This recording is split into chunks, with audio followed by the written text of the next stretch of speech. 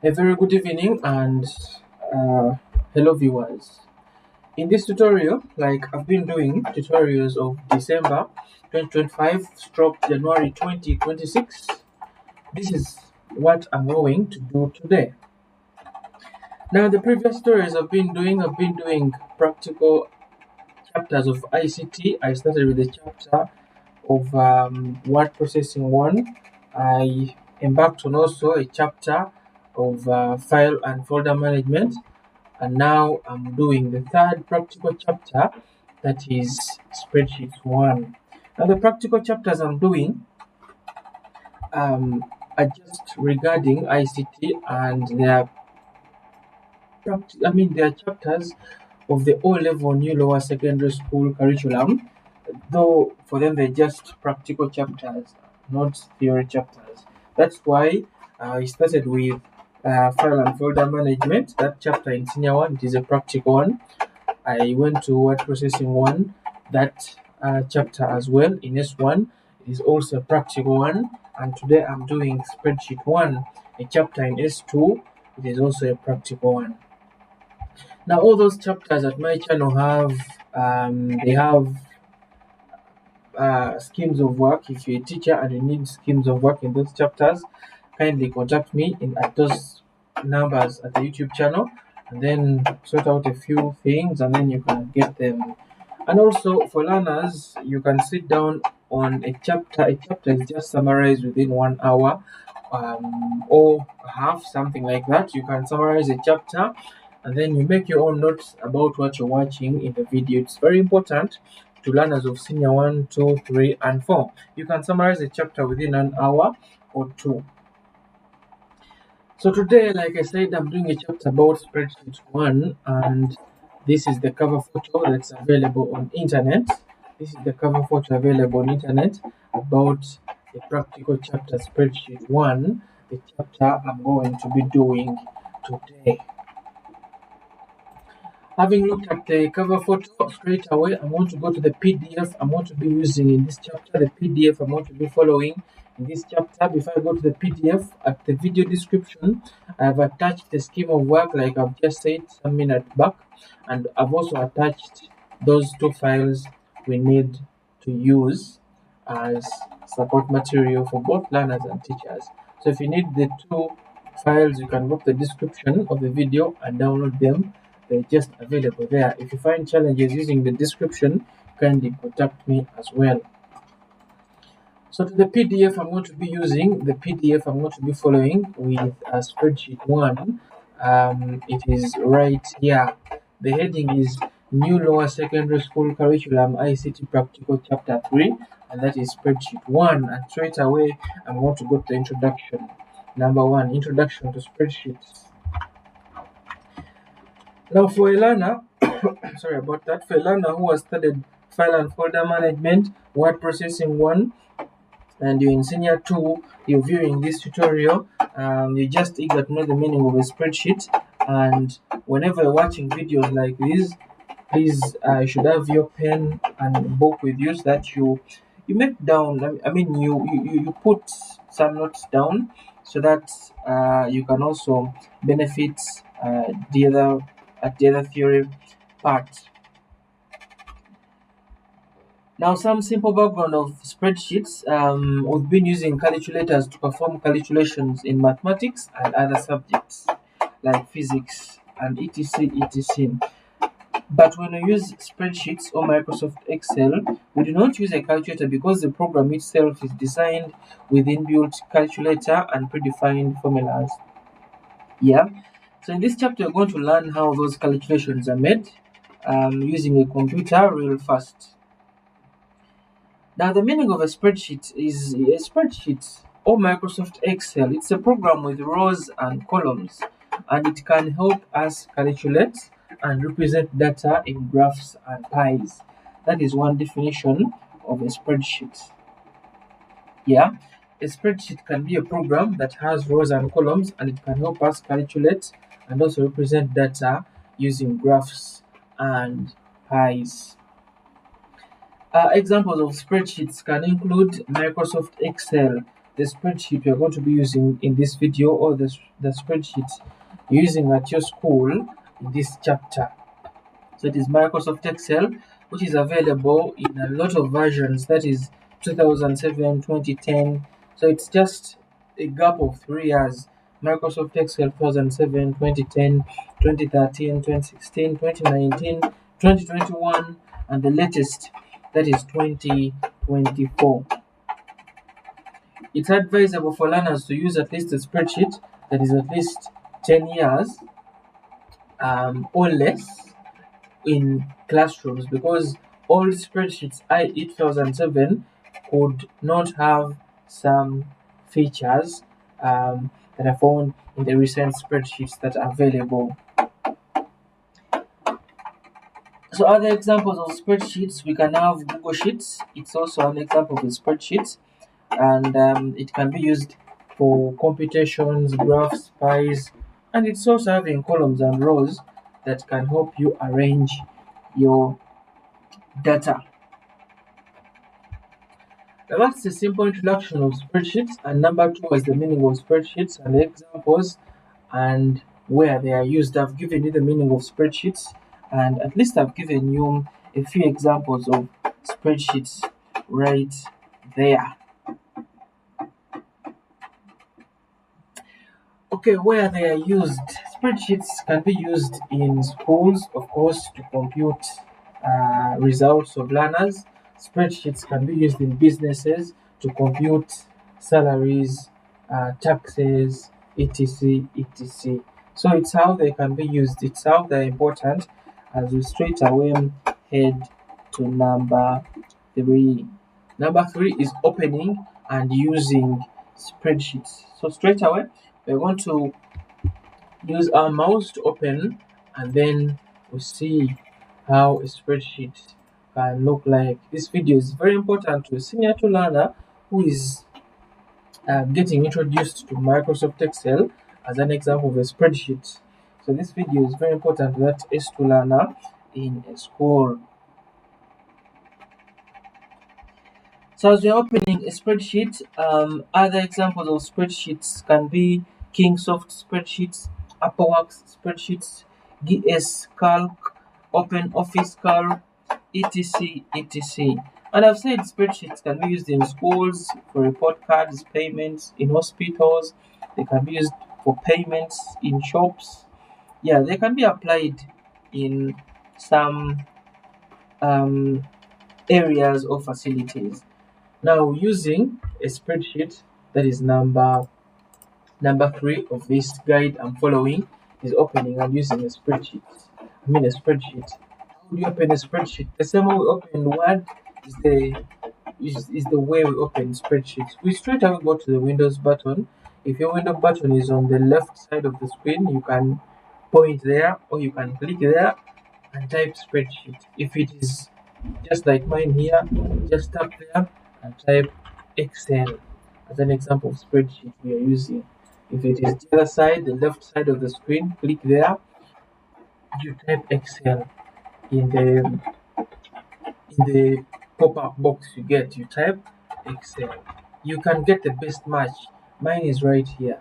And also you have the Windows buttons on the keyboard. There are two keys.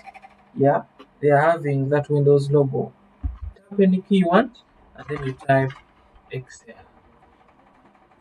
Yeah, and then you can click at Excel, and it will straight away open. You click at the blank workbook, and yeah, our spreadsheet is going to load on the screen, just like that one. So it means that if you're a learner and you seated on this video, you're able to make notes about opening the spreadsheet.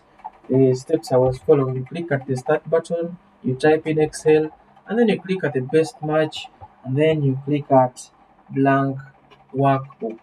So it will open, and yeah, as we got number four parts of the spreadsheet and saving a workbook, we should first open our spreadsheet like this.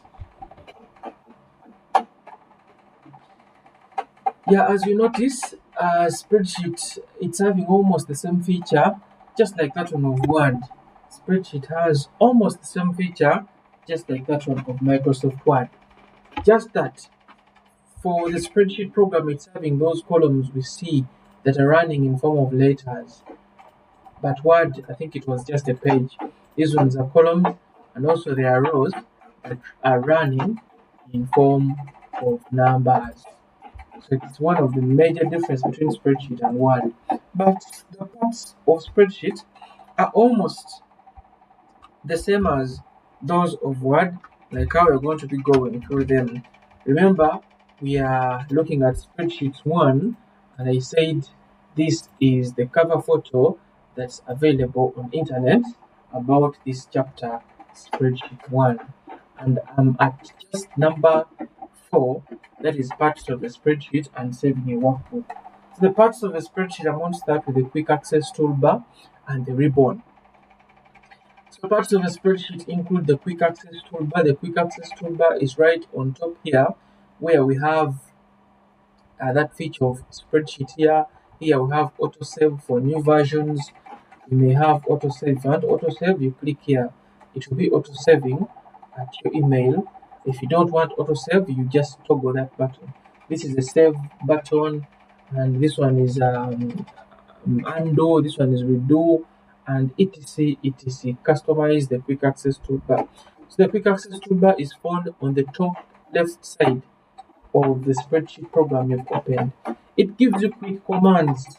Quick commands. You quickly want to save, click here. You quickly want to undo, click here. Quickly want to redo, click here. It's just giving you a quick. It's giving you quick commands to execute your task. I said it runs from here up to somewhere here. Yeah, as we go to another major part of a spreadsheet, that is the ribbon.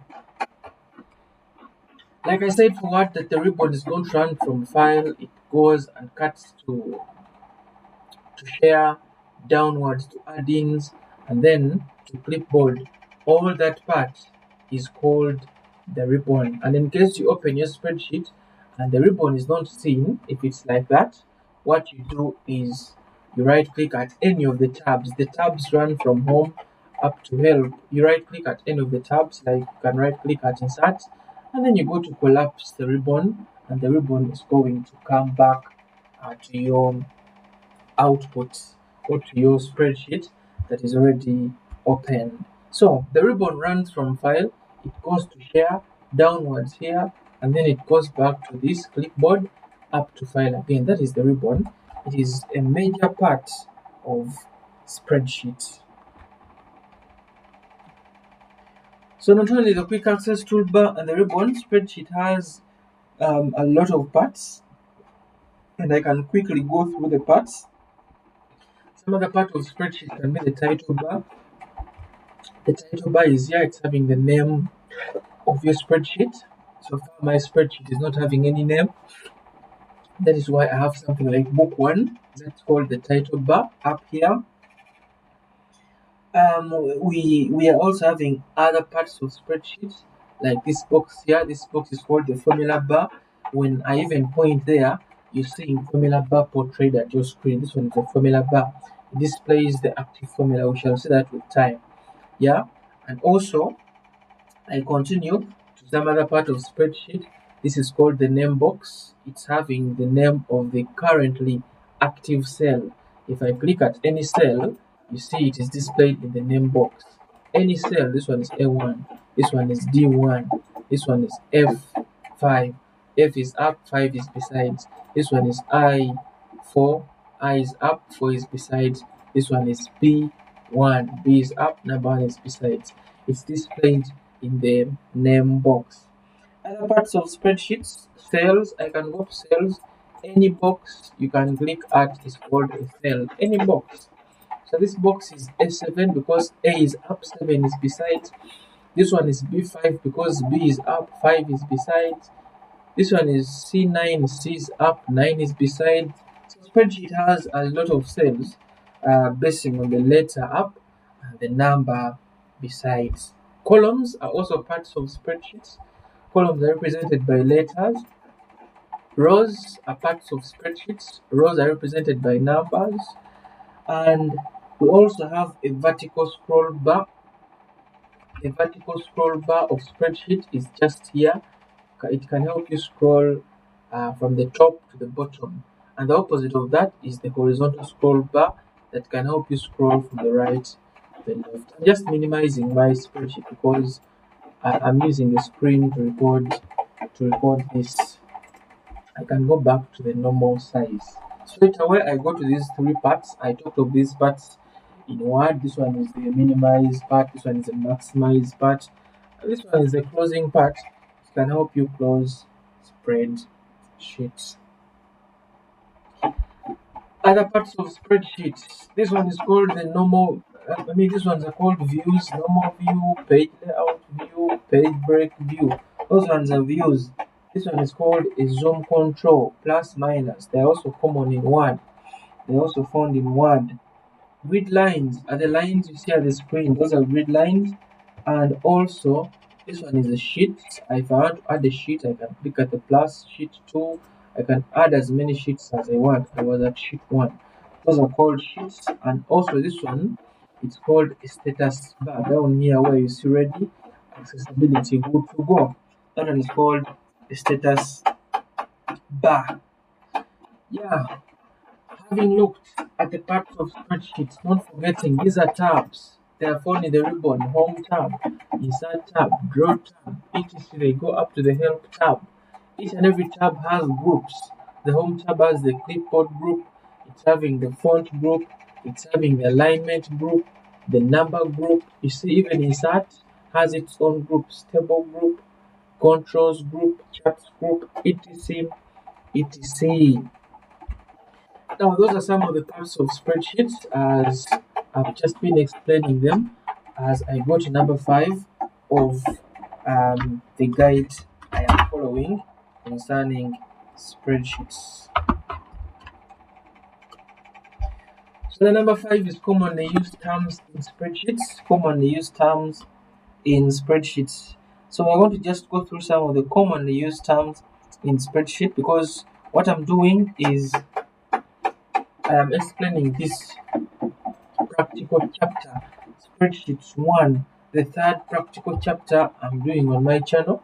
I've already done the 2 practical chapters of senior 1, file management and word processing 1, and I'm now doing the first practical chapter of senior 2, that is spreadsheet 1. I'll also be doing another practical chapter of S2, that is uh, presentations, and I'll also do information sharing as a practical chapter of senior 2.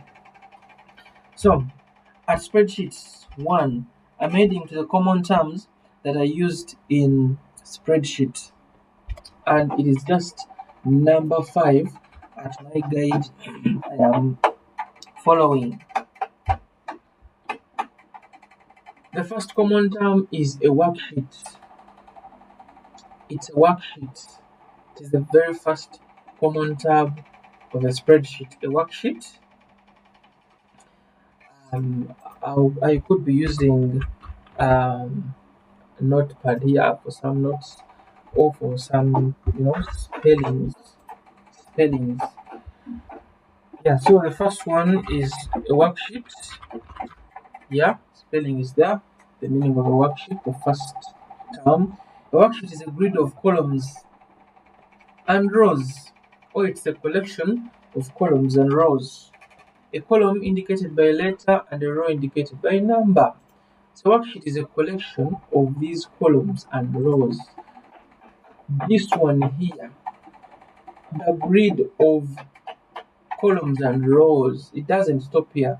It's just my screen. It goes up to, I think there are over 30,000 columns and over a million rows. It's a grid. A worksheet is a grid or a collection of columns and rows. A column indicated by a letter and a row indicated by a number. I hope you have that definition already. The second term is a spreadsheet.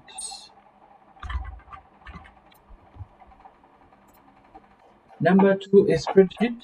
Number 1 was a worksheet, and I've just said it's a grid of columns and rows.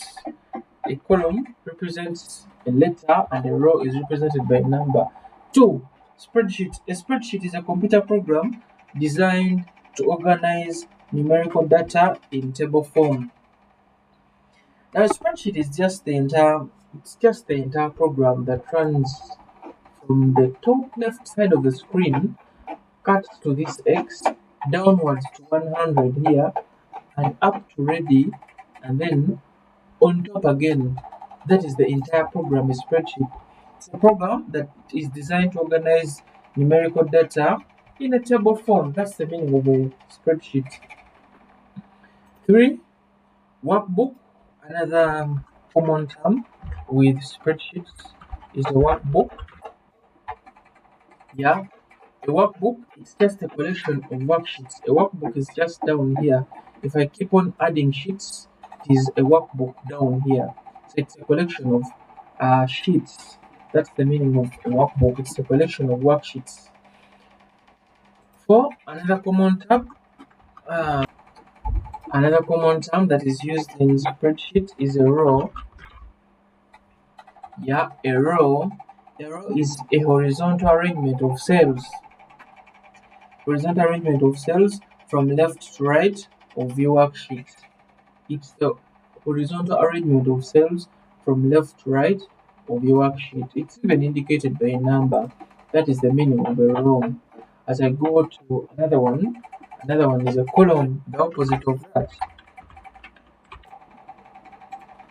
A column A column is just a vertical arrangement of cells from top to bottom, and it is represented by a letter. It is the vertical arrangement of cells from top to bottom, and it is represented by a letter. 6. A cell. Number 6. Cell.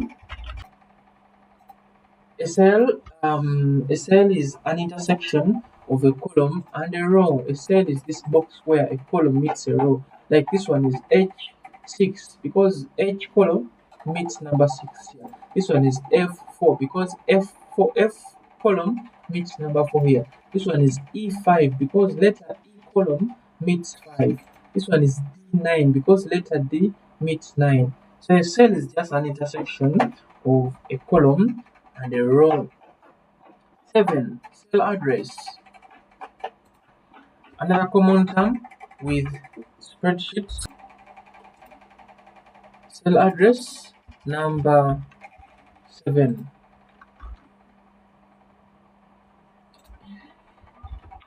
A cell address is a value that identifies a specific cell in a spreadsheet. A cell address is this value, this one here, that represents a specific cell in a spreadsheet. That's the meaning of a cell address. 7 is a range. 8. I'm heading to 8. So a range, another term of spreadsheet is a range. A range is a selected group of adjacent cells. A selected group of cells that follow one another. A selected group of adjacent cells. If you already know the cell references or the cell names, if you've been keen enough within the video, you know that this cell is D4 and this one is D9. So if I point at D4, then I use that cross, not any symbol, but this white cross, and then I hold my left button, I move to this maybe. Yeah, this is called a range. It's just a selected group of adjacent cells. A selected group of adjacent cells that follow one another. For example, it is running from D4 up to D9. From D4 here up to D9, which is here. Okay, let's try out some other example. This cell is F4. If I use this cross to highlight to maybe this one is I4. So the range is F4 to I4. That's another example of a range. Let us get some other example. This one is K3. If I select this range, K3 to N3, because this is N3. It's an example of a range. 9, a label, as another common term in spreadsheets. Number 9 is a label. The meaning of a label in spreadsheets. A label is a text that is typed in a cell to identify a column or a row in a worksheet. Yeah, we're going to see labels that if I type something like name in this cell, then downwards I type some name, Ian, Mark, and then here I can type kids. Yeah. So a label is this title on top. Name is the label because a label is identifying a column or a row. This one is identifying people's names. There are 3 names, and the label is name because it is identifying some information in a column, or it can even be a row. And lastly, the last common term is a value. Value is any number or text you type in any of the cells. That is called a value. So having looked at the common terms of spreadsheet, I am heading to number 6.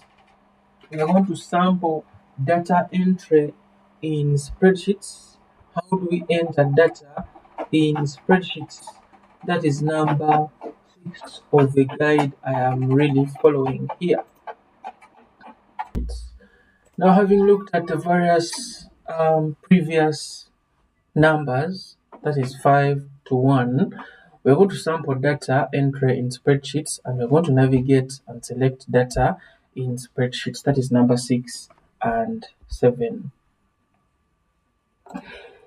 Now, having opened your spreadsheet, assuming your spreadsheet is just like this, it is just empty, it's not having any data in it yet. Now, how do you sample your data entry? This is what you do.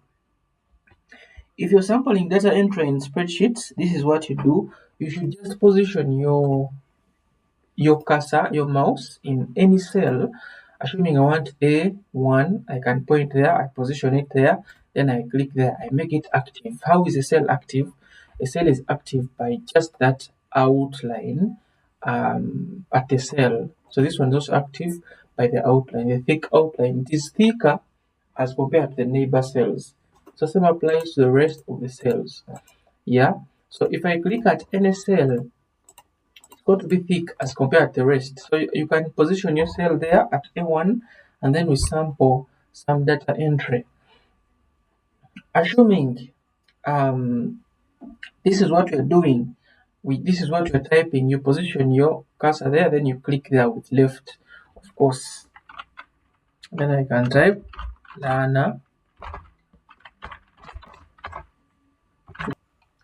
I've typed my information there, Lana's name, but maybe the cell is not big enough to accommodate that.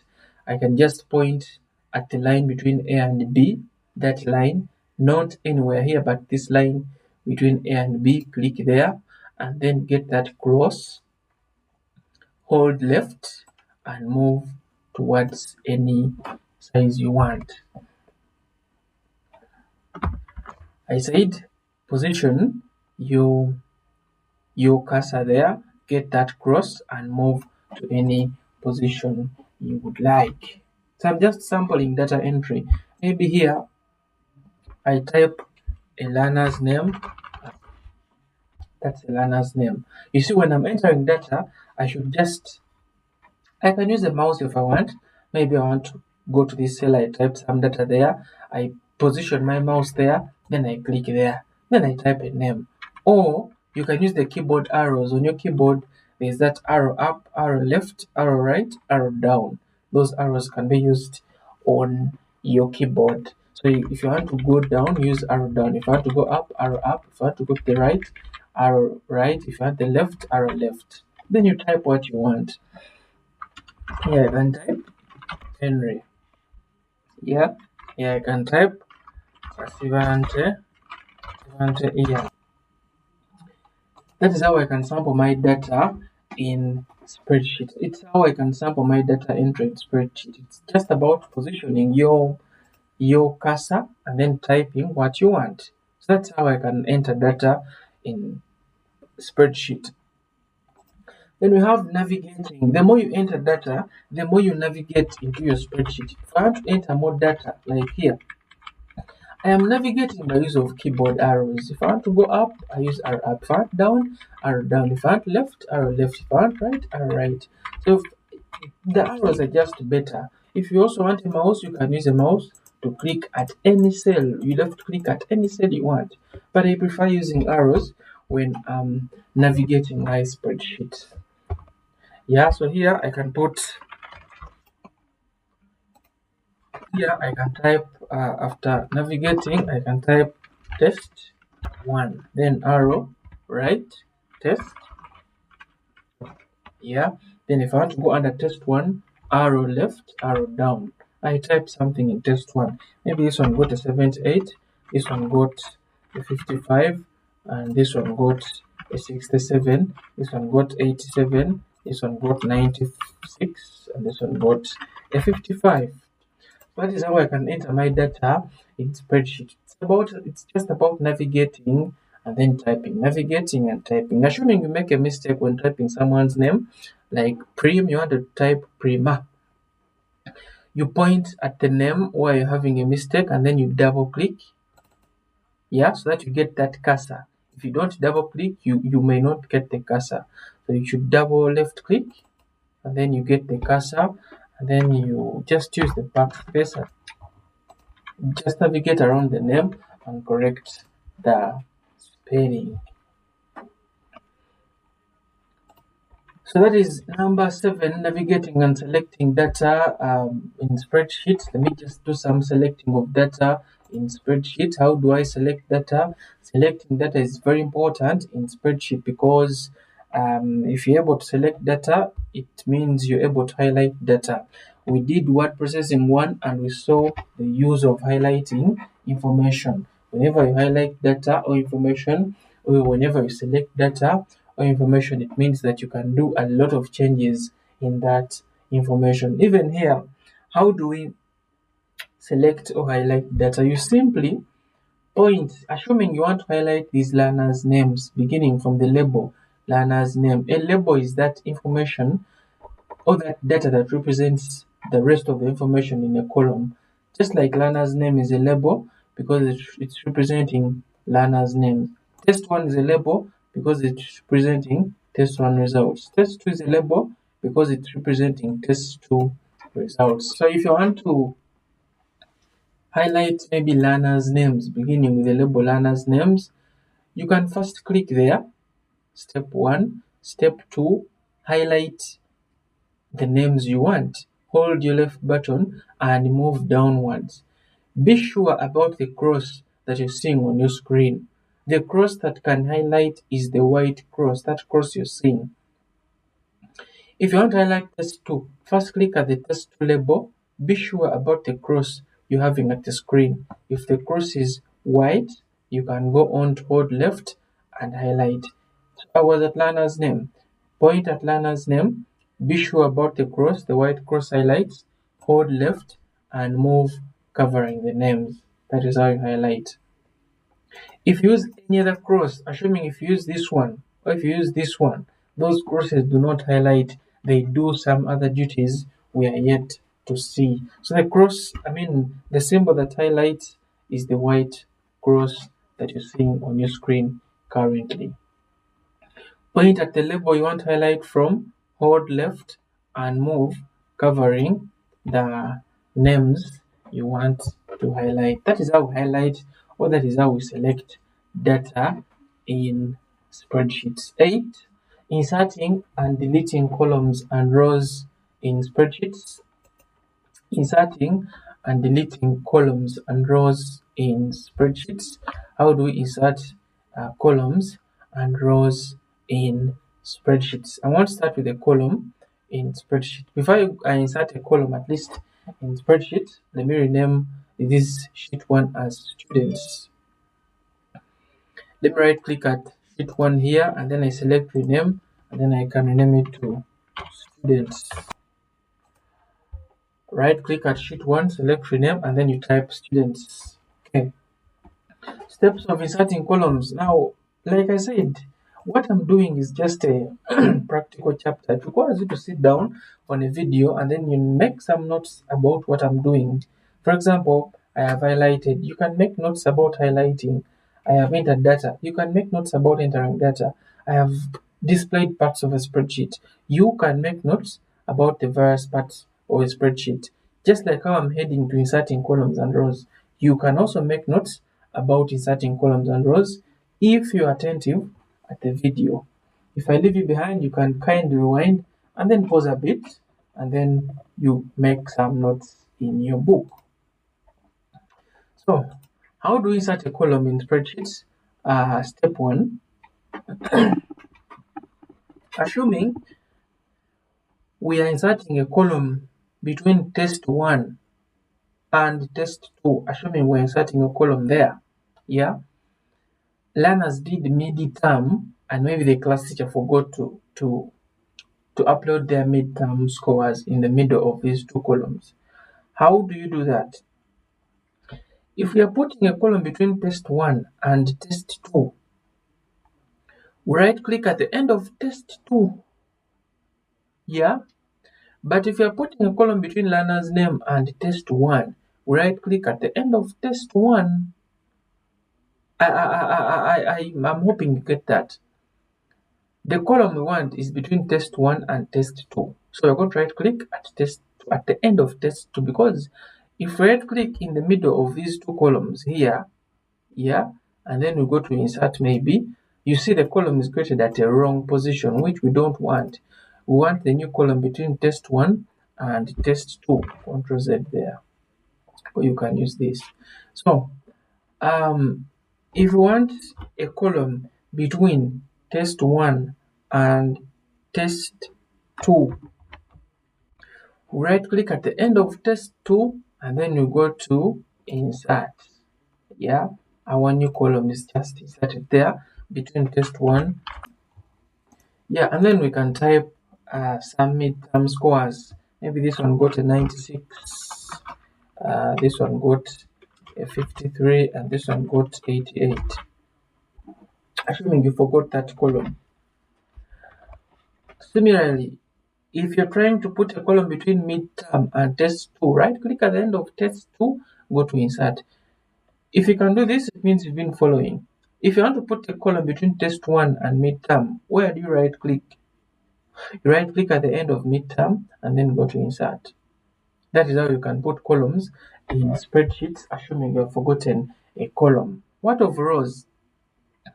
Similarly, if you forget a student, maybe we forgot a student between Kasivante Ian and Mahmoud Henry.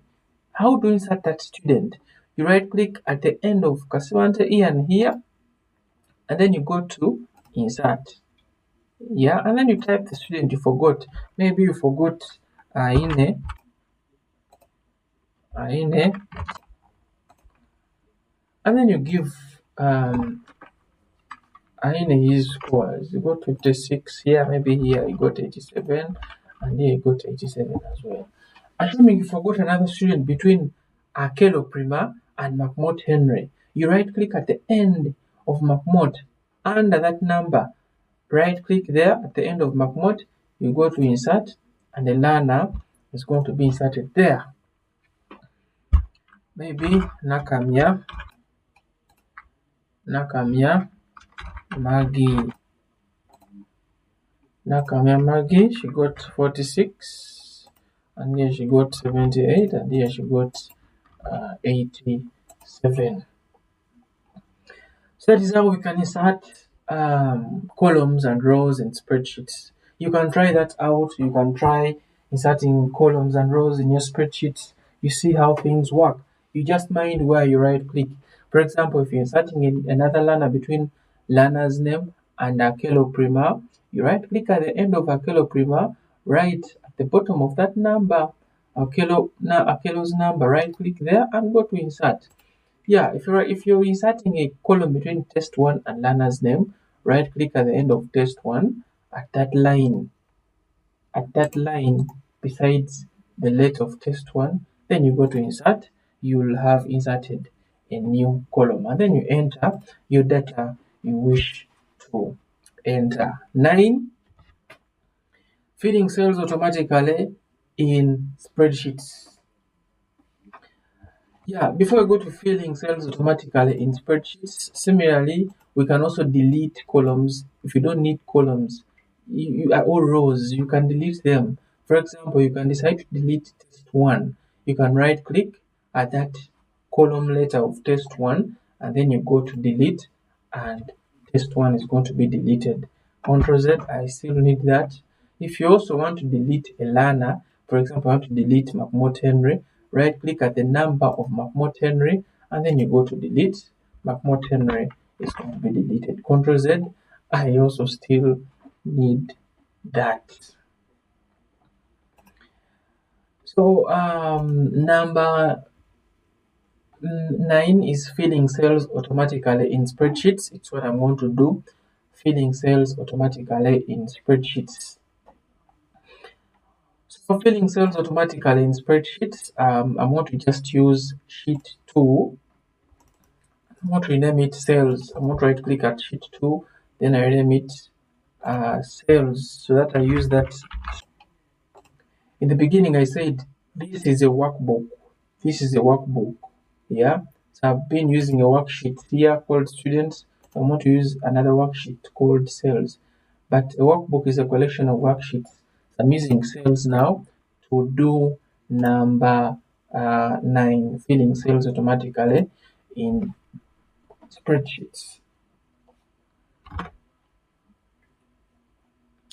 Okay, we can fill cells automatically in spreadsheets using a fill handle. A fill handle is a feature that can help us fill cells automatically in spreadsheets. So fill handle can help us do that. So that's what we're going to do straight away at at at that sheet we have renamed cells.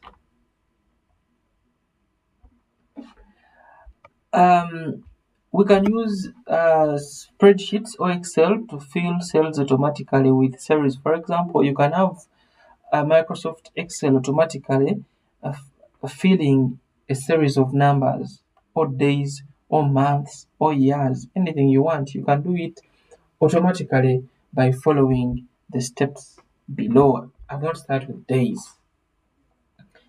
Now, spreadsheet has that powerful tool called a fill handle. Assuming I've typed a Monday here, assuming I've typed a Monday there in that cell, we have already seen how to type in a cell, assuming I've typed a Monday. I do not need to type Tuesday and the rest of the days. I'm going to go to this Monday, then I go to the fill handle feature. If you point at the top, I mean not the top, at the bottom right corner of a cell, there, it is the bottom right corner of a cell, you get that black tiny cross. It is called a fill handle. It can help you fill automatically some information in spreadsheet or calculations in spreadsheet. So assuming I've typed a Monday, I can get the fill handle first, the steps of filling that automatically. Then I hold the left button. I'm holding the left button. You first get the black cross. Don't use this one. You've already seen the use of that one. That one is going to just highlight. But we need this one, the black cross, the black tiny cross. It's called a fill handle. It can help you fill data automatically in spreadsheet. So first get it. After getting it, hold left and then move towards the cells you want to have the days. Maybe I want to stop at Sunday here. I'm still holding left, then I'm going to release the left button, and yeah, the days are going to be filled automatically. That is one of filling data automatically in spreadsheets. Some other way we can use months of a year. Yeah, we can also fill months of a year in spreadsheets. So I can type the first month. I can even type it in any way, January, anyway. Let me type it. Yeah, January. After it, you should just mind the spelling. The spelling should be right. Go back to the fill handle, get it first, hold left, and move, covering the months you want. If I want to stop at December, you can even go to other months. But if I want to stop at December, you simply release the left button, and the months are going to be filled uh, automatically. Yeah. Same applies to numbers. I can even fill numbers automatically if I really want. For example, I may go with the normal numbers 1. Yeah, for the numbers I give them series. After typing a 1, I type a 2 as well. Yeah, then I highlight them. I highlight the two numbers first, go to the fill handle, this one, hold left and move downwards, and then get your numbers generated. Any kind of numbers, they could be even numbers. Type a 0, even numbers start with a 0 and they go to a 2. Give them a series, highlight them, go to the fill handle and fill automatically.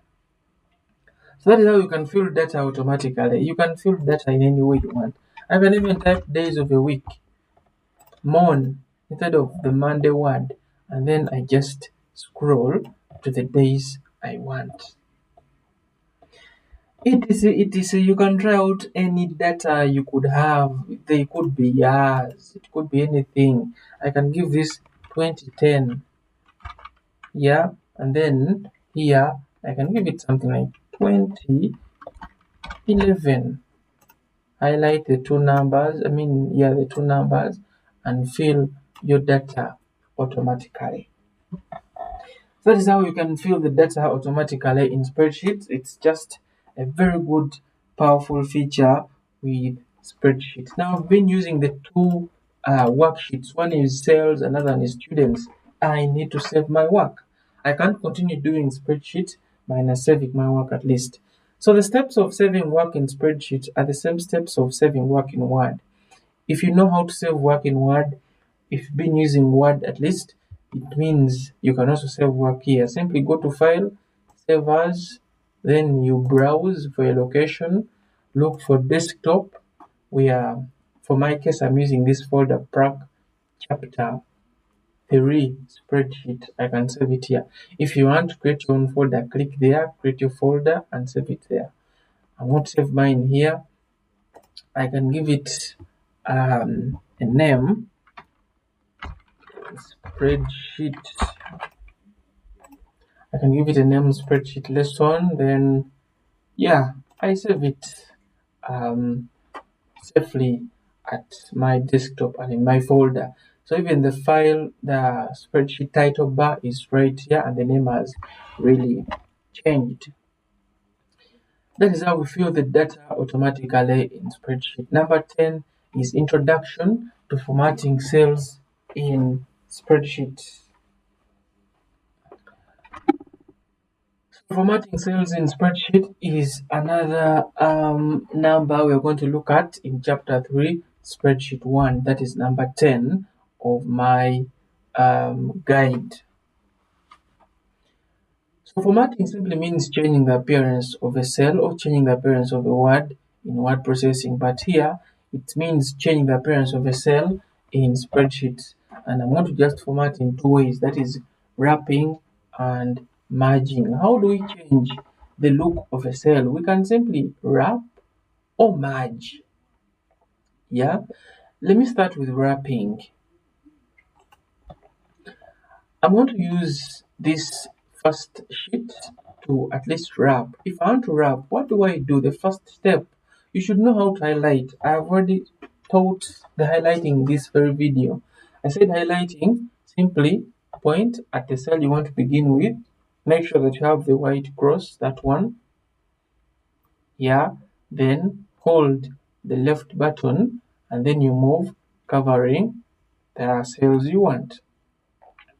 Point at where you want to begin from, hold left, and then move, covering what you want to highlight. Make sure you're using the white cross. So how do you wrap? Wrap is under home and wrapping is just here in the home tab, in the alignment group. Wrapping is there, and there we are. So if I click at wrapping, this is going to happen at my computer. Let me try to reduce the size of this, and then I increase slightly this. I'm reducing the column size, and then I can increase. Just mind the symbols I'm having at the screen. This one is the first symbol. Point at the line, and also here you point at the line, hold left, increase downwards. I'm thinking you're seeing something new at the screen. Now, before I even explain what you're seeing at the screen, wrapping is just a feature that is used to display longer text in just one cell without overflowing to other cells. Assuming you have long text here, maybe I have final mark. You see that is long text. And if I wrap, it means this final mark text is not going to overflow to other cells. It's going to be simply pushed down within one cell. So wrapping is going to enable us. It's a feature in spreadsheet that is going to display longer text in just one cell. If you want to just wrap, simply highlight what you want to wrap and click at wrap. And you're going to have the text wrapped in just one cell, however long it is. That is the meaning of wrapping. What of merging? I'm going to try out merging in this sheet, that is the sheet of cells.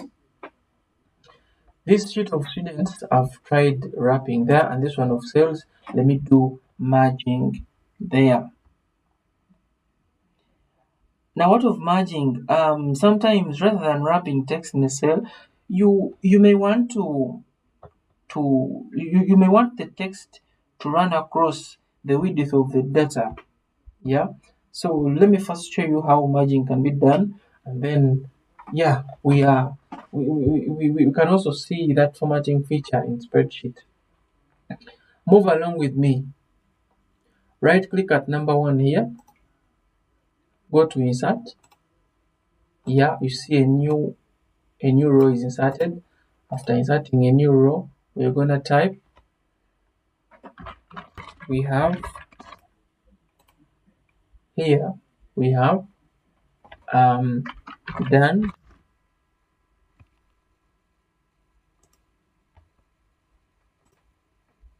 here, we have done automatic filling. Yeah, it's just my heading I've typed. Here we have done automatic data filling. How do we merge? If you want to merge, simply highlight what you want to merge. Highlight, like I said, if you want to highlight, you point from where I want to highlight from. I want to begin from here.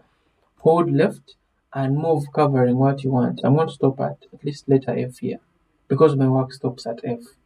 Release left, look for merging. Merging is the neighbor to wrap. It's in the home tab, in the alignment group. It's right here. Click at it, click at merge and center. You see what happens? The lines are eliminated and your text is pushed in the center, and it's just a heading of your sheet. So that is how merging is done. It's a feature that is going to simply eliminate the lines in your range you have highlighted. It can even make your text a title and even centered. So those are the two formatting features in a cell in spreadsheets: wrapping and merging. As we head to number 11, that is using the clipboard, cut, copy and paste. So we're going to use the clipboard, that is number 11. We're going to cut, copy and paste work, and then we see the steps that we involve there. If you're a learner and you're watching this video, make sure that each and every number I do, be keen with what I'm doing, try out as well, and make notes in your theory book. This is a practical chapter, but also notes are required. Not forgetting the video, it's about spreadsheet 1, and it's a practical chapter in ordinary level, new lower secondary school curriculum. So as I head to number 11, clipboard, cut, copy, and paste. So make sure at least your work is just looking like mine, so that whatever you're doing is just easy to deal with. So using my work here, using the work I've been doing, I want to follow some steps of clipboard. Cut, copy, and paste, and that is using the clipboard. So my work I'm having is right here, and I want to first rename my sheet 3. I want to right click at sheet 3, and I want to go to rename, and then I want to rename it duplicate. Duplicate sheet 3 is renamed to duplicate as I go to the sheet of students. So the first step of copying, the step 1 is you highlight what you want to copy.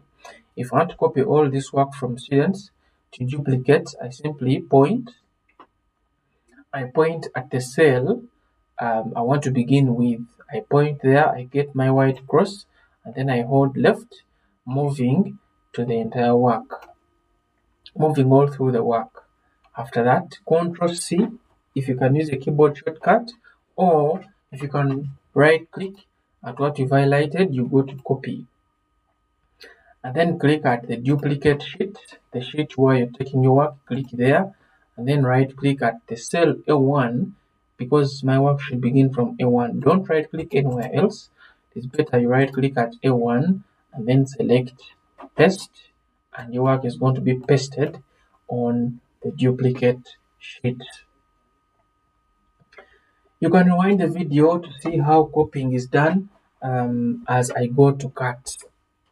After copying, you have those tiny structures that are moving along the sheet you're done copying. Press escape on the keyboard so that they can disappear. Escape is found on the top left corner of your keyboard. So the steps of copying are the same steps of cutting, though this time around instead of copy you select cut. Now we're going to cut this work from duplicate to sheet 3. Step 1 is highlight, point from where I want to begin from, and then you use the white cross, you're holding left, and then you move covering the work, right click. This time around you select cut.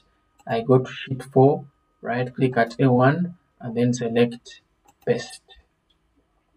But for cut, your work is going to move from the original destination, and it will only be available at the current or the new destination.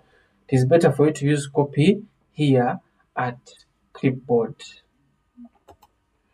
Next up is number 12, that is formatting data in spreadsheets.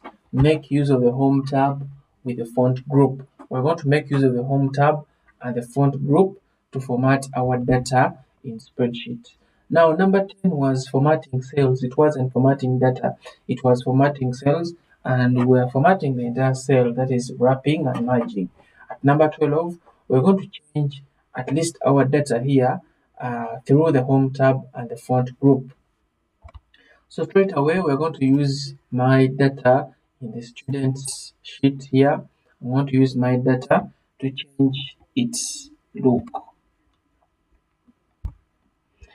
So I'm going to begin with these headings of mine. I want to format them because the number is about formatting data, and it's pushing us to use the home tab and the font group to format our data. Okay, so I'm going to simply begin with the labels. Let me highlight them. Point at where I want to begin from, get the white cross, hold left, and move, covering what you want. That is what I want. And I'm going to go to the home tab at the font group. Now here at the font group, there are many features like bold, there are colors here. Maybe you want to give it a red color. You see how formatting is changing the cell. This is a font color. This one is now a fill color. If you want to fill your cells with a color, that is what you do. Again, in the home tab in the font group, we have this underlining. If you want to underline your titles, you want to give them a different size. So you see how you can change your data in the using the home tab in the font group. You can also change the style of the words. It depends. It goes back to what you want. So the home tab in the font group has those features that can help you change your data. So again, I can change my data through going to the next tab, that is alignment tab. I can decide to rotate my data. I can go to format. I can give this maybe an angle, increase the angle to I can click at this. Maybe I want 30. Then I can go to OK. You see my titles are changing. I can point at the line under the number one, hold left and increase it downwards. Yeah, I can even go to this one here at the line, hold left, increase. Even this line, exactly where the line is, hold left, increase, hold left, increase, hold left at the line, increase, hold left, increase. So you see how my data is being formatted there at format data. So format data has a lot of features that can help you change the data according to what you want. And it was I think it was number 12 where we're supposed to format data using the home tab but in the font group. So I've already done that, and a note, it is always advisable for you to use all borders when dealing with spreadsheets. You can use all borders in your work. What's the meaning of all borders? This is what it means. Highlight all your work and then go to this again home tab in the font group and then use the borders. It's advisable for you to have those borders in your work. Yeah, it really portrays the image of a spreadsheet. Okay, as we go to the next number, that is number 13, formulas and functions. Simple activity to explain the difference between the two. A formula and a function. Simple definitions are here before we kick in the actual thing. A formula, these are equations that perform calculations on values. Equations that are going to perform calculations on values. That is a formula. And a function is a predefined formula and available to perform a calculation. A calculation in spreadsheet. So that is the meaning of the two. If I just give you a definition, you may not even get what the two mean. So simply stay here and then see what I'm going to do. I'm going to kick in my two files I need. Let me close this. Let me close the cover photo. Let me first close this as well. I can save it. And I can remain with my guide and my folder I'm using. So in my folder I'm having this file called students. Yeah, this file called students. I'm going to use it. And I'm also having this file called business. I want to use it as well. So the two files are available at the video description. It's better for you to save time instead of typing all this data. Find ways of getting these files on your computer from the description, or even ask the teacher around to download the files for you, or contact me. I send you the files, or I help you download them to your computer and use them. Maybe if you totally fail, you can just come up with your own spreadsheet and then do the calculations I'm going to do right now. Having got the definitions of the two, a formula and a function, so straight away I want to do the two practically.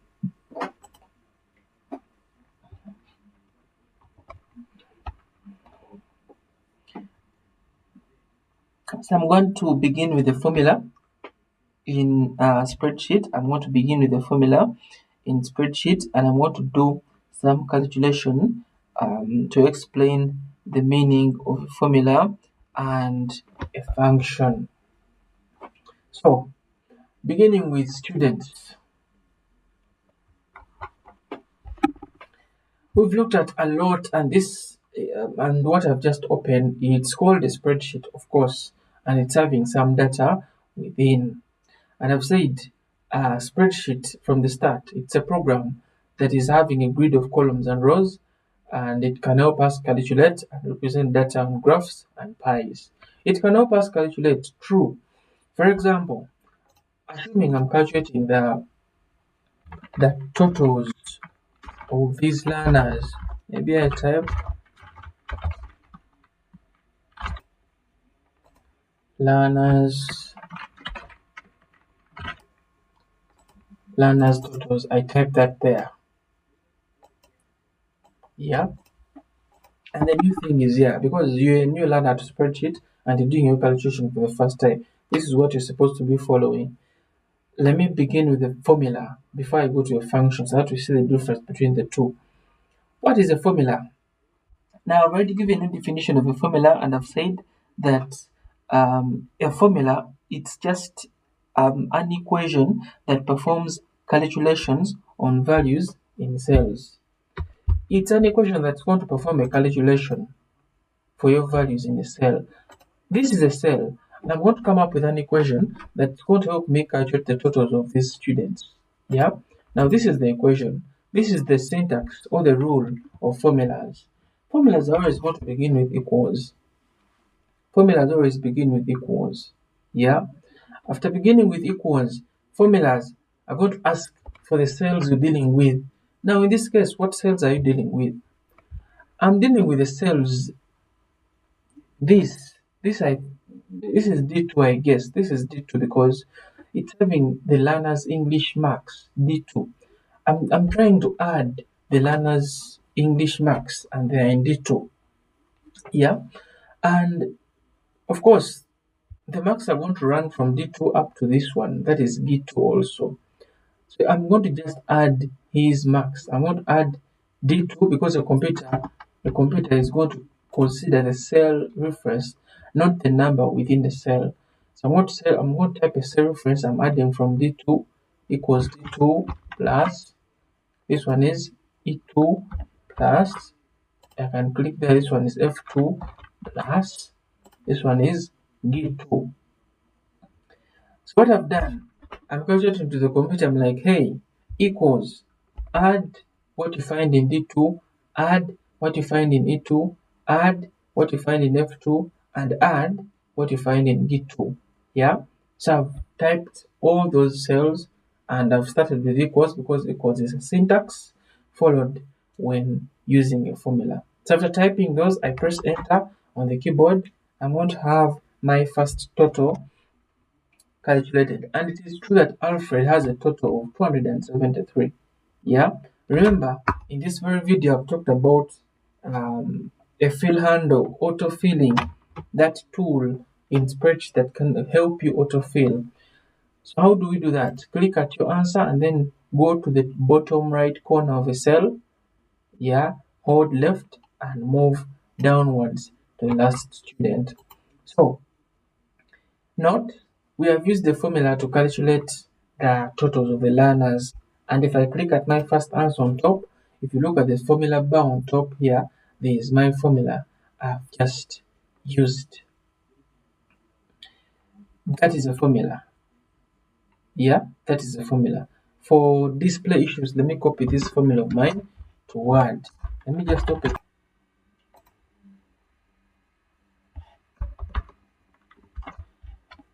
Let me just open Word. For display issues, I can increase the size of what I want. Yeah, that is the size I may want. Let me go back to Excel. Let me highlight all these and then I delete, keyboard delete.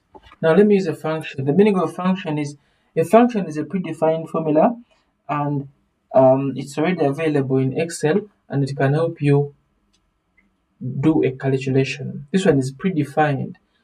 It is already stored in Excel.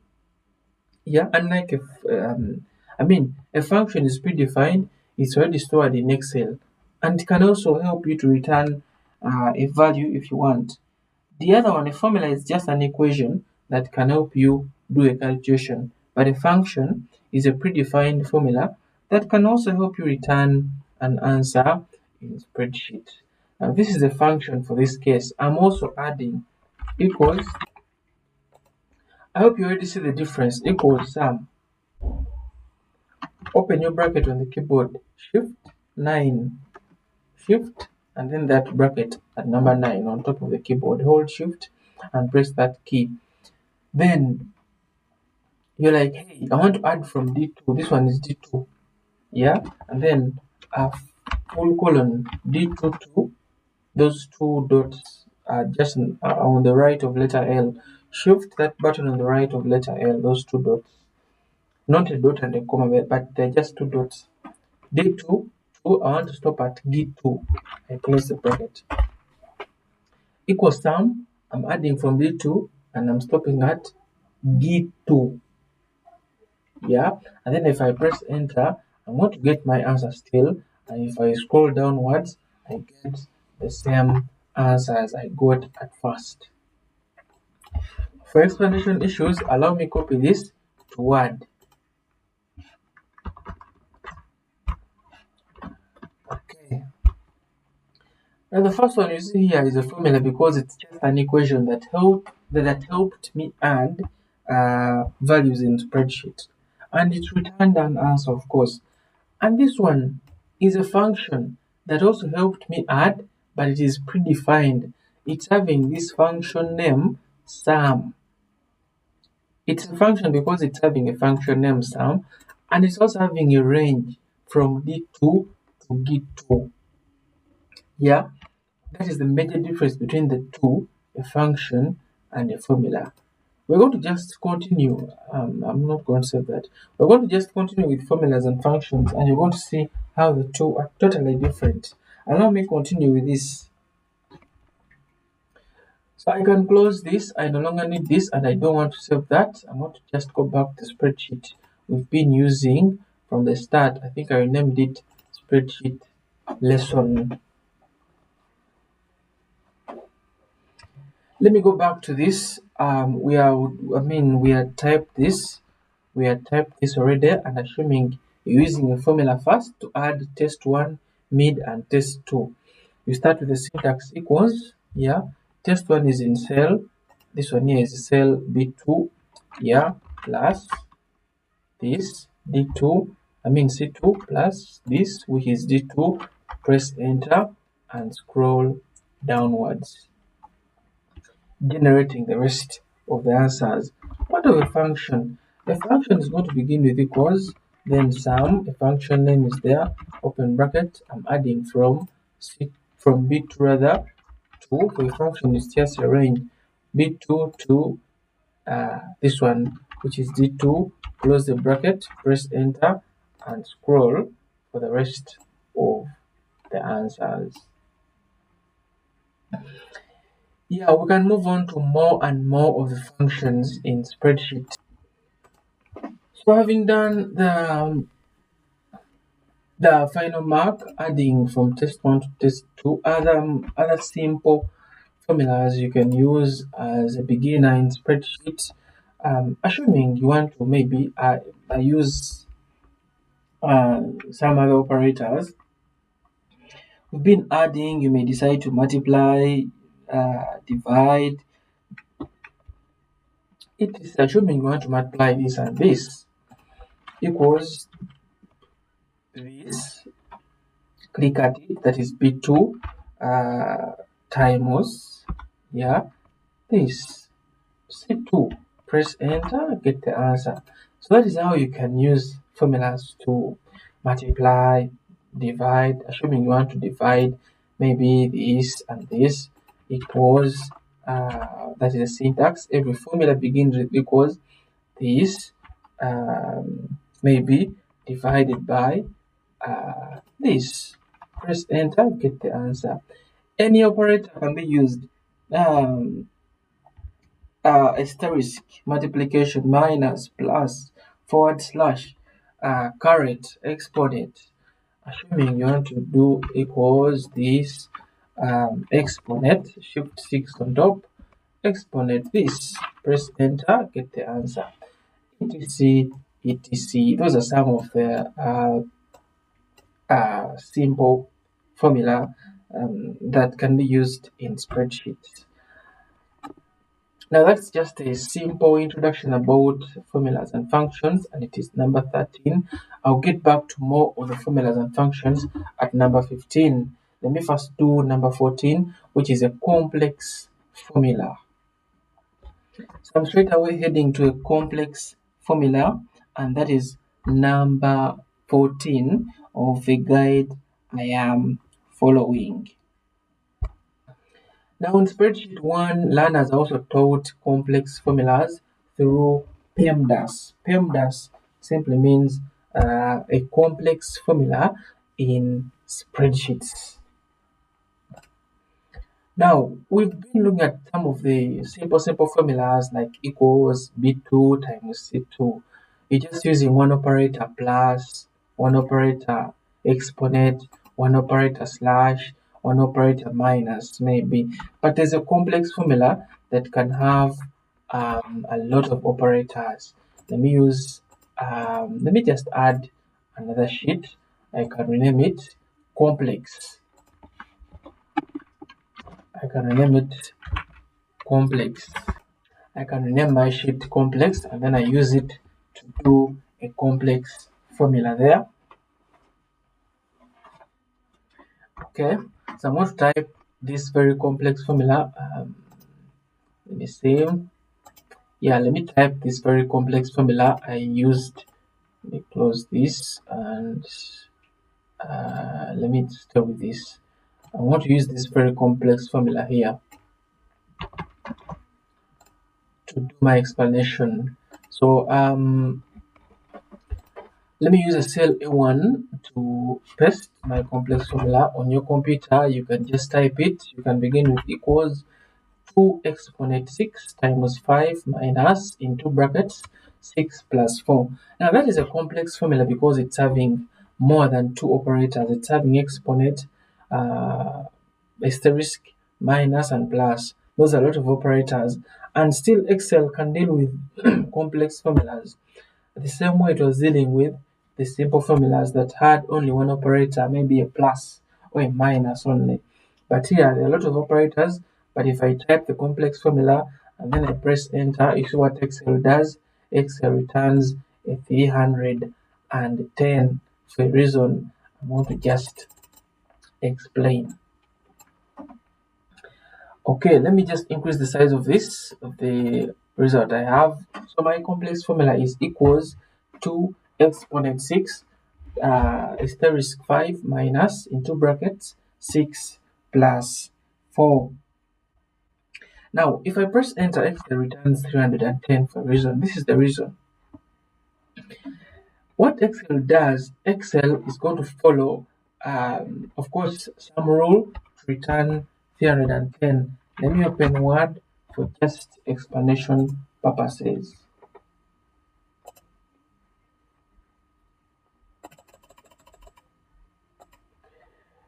Okay, I've opened Word for explanation purposes and here we are. I can reduce the size of this.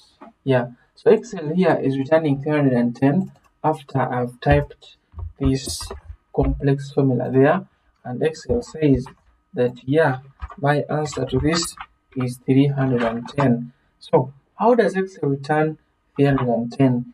Excel is going to return 310 because of the PEMDAS.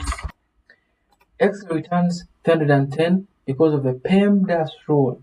The P in PEMDAS is going to represent parentheses. Now, the same way we studied BODMAS in math, the same way we do BODMAS in math to deal with a lot of operators is the same way Excel deals with these operators in the complex formula. So the P, it means that Excel starts with a P to deal with the complex formula. I'm going to break this up to the 310 that is got in the final destination. P means parenthesis. So Excel is going to first look at the parenthesis in the complex formula, and the parenthesis simply means Excel is going to begin with the numbers into the brackets. So the moment you type this and then Excel returns 110, Excel is not started with a P. A P means parenthesis, and parenthesis, I'm saying, it means the numbers in the brackets. Excel first touches the numbers in the brackets, and the answer is 10 there. So Excel first gets a 10, a P. We go to the E. E means exponent. Yeah. Next up, Excel is going to get the exponent. What does exponent mean? 2 to the power 6.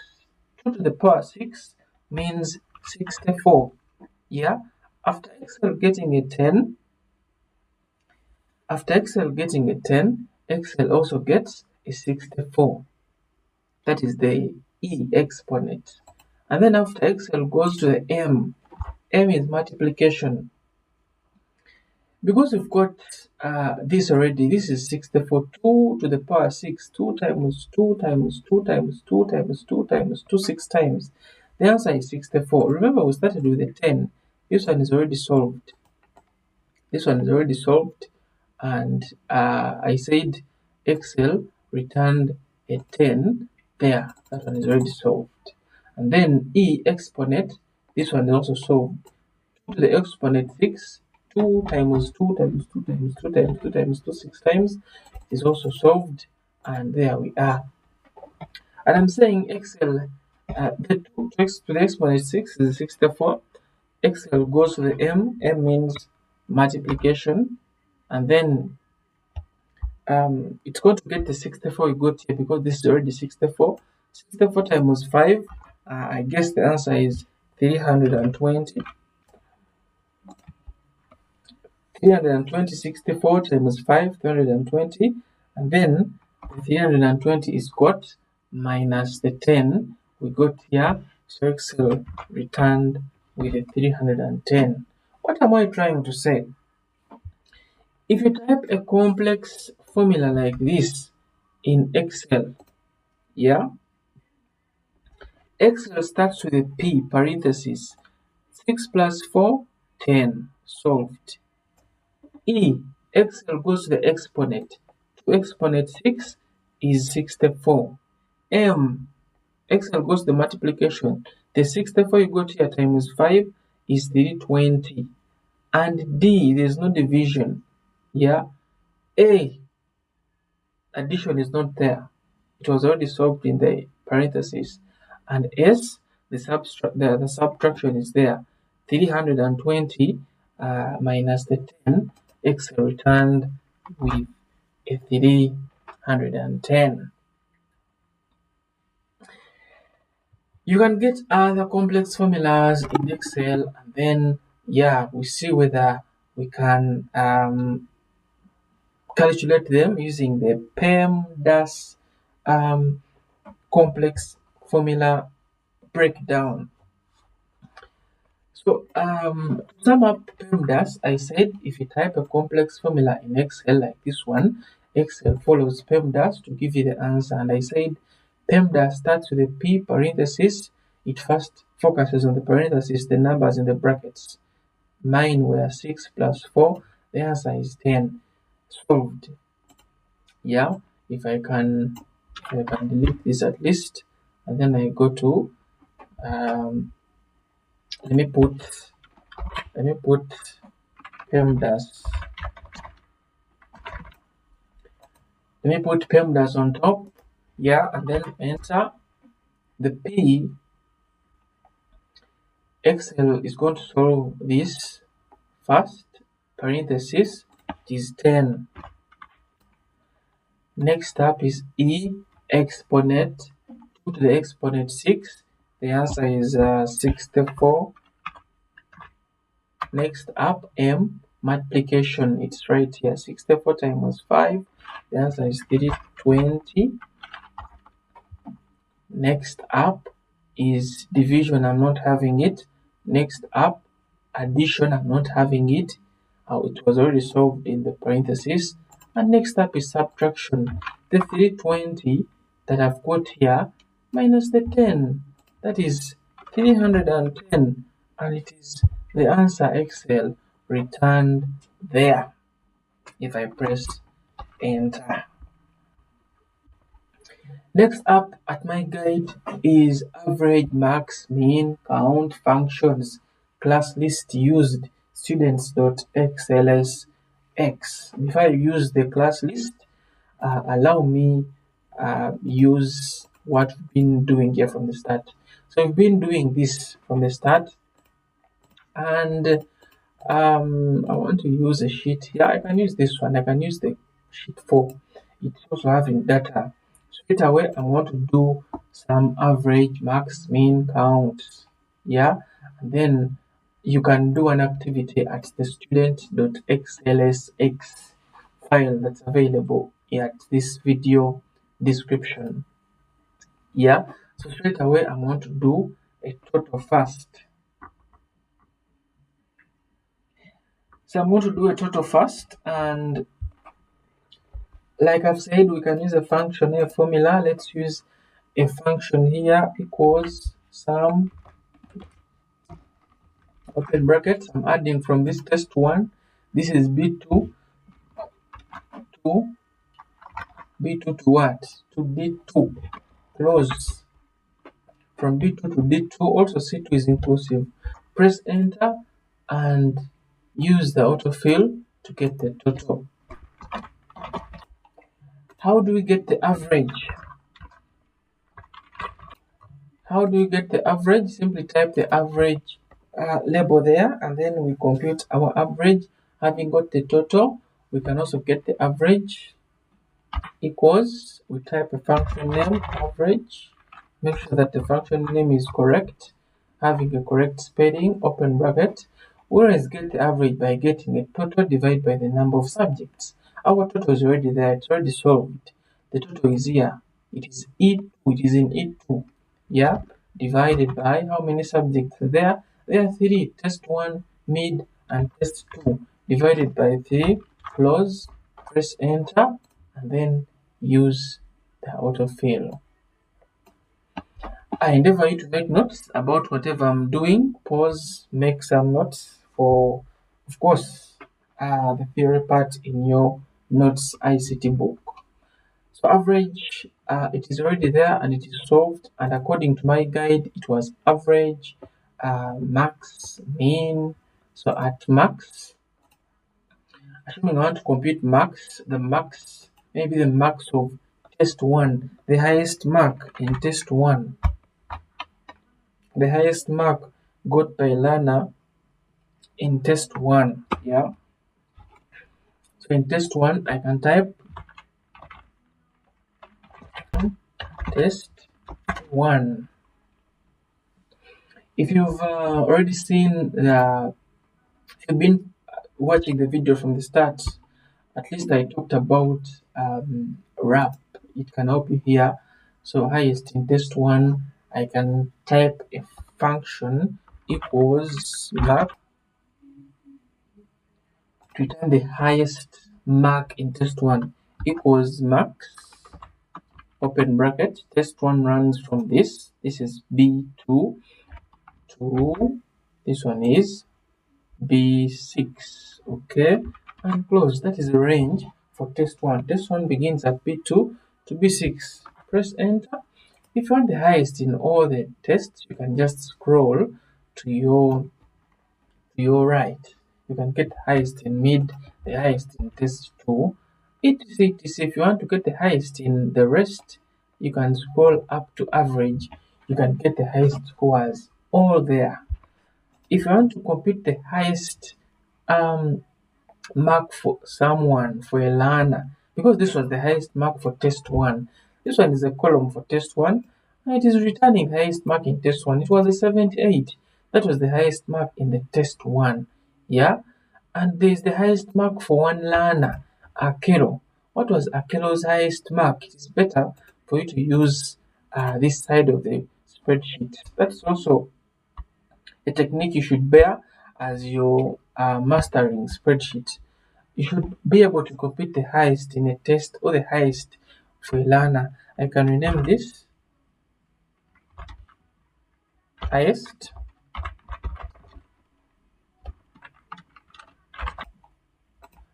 mark for a learner. Highest mark for a learner, then I can increase the size of this, and it's the same function equals max, and you open a bracket. Then this learner's scores run from B2. You can even just highlight B2 to D2. Close bracket. Press enter and get the highest mark for Akelo. If you want to get the highest for all learners, scroll downwards. This was the highest for Nakamia, this was the highest for Mahmoud, this was the highest for Aine, and this was the highest for Kasirante. Then there is lowest. Lowest is just lowest, it's just the opposite. Almost everything is the same. What is different is the function name. This one is equals min, min, open brackets, minimum, and then it runs from B2 to this one, to D2. Close and press enter. You get the lowest per learner, etc, etc. If you're getting the lowest in test 1, it is just equals min again. Open a bracket, and then test 1 runs from B2 and it stops at B6. Close and press enter. Get the lowest at all the columns. At number 15, average, max, mean, count, function. Yeah. Before we go to the count function, master the max and mean depends on what you're doing. Now, assuming we are now here, assuming you're returning the maximum mark in test 1, you can type your label like maximum mark in test 1. Yeah, and then you can click at it under home. There is wrap. So if I want to compute the maximum mark in test 1, simply start with equals, then a function name max, close, open, and then find the range of test 1. Test 1 starts from, this one is B2, and then it ends at, this one is B6, close, and get the maximum mark in test 1. Yeah, you can master whatever we are doing by just practice and doing more of the numbers of spreadsheet 1. Note that the file students.xlsx is going to be available at the video description at the end of this video.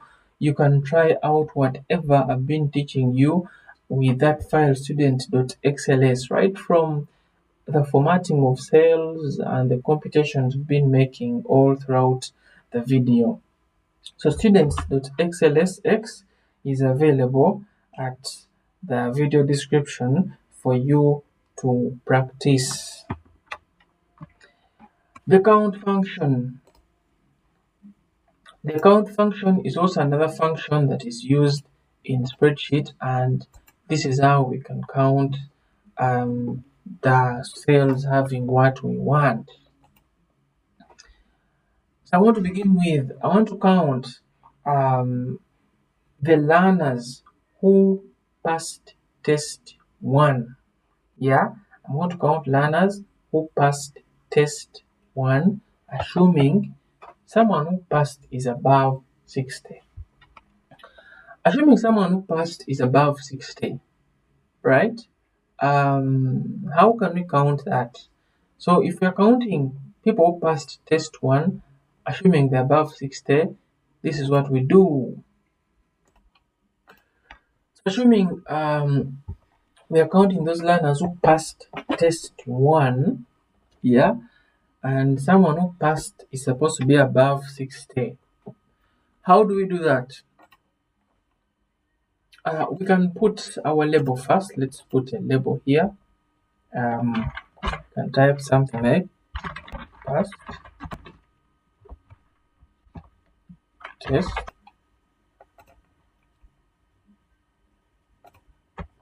Those who pass test 1, yeah, assuming they are above 60. After typing the label, we can increase the column size and then we put our function equals count if, open bracket, yeah, count if, no space there, count if is a function name.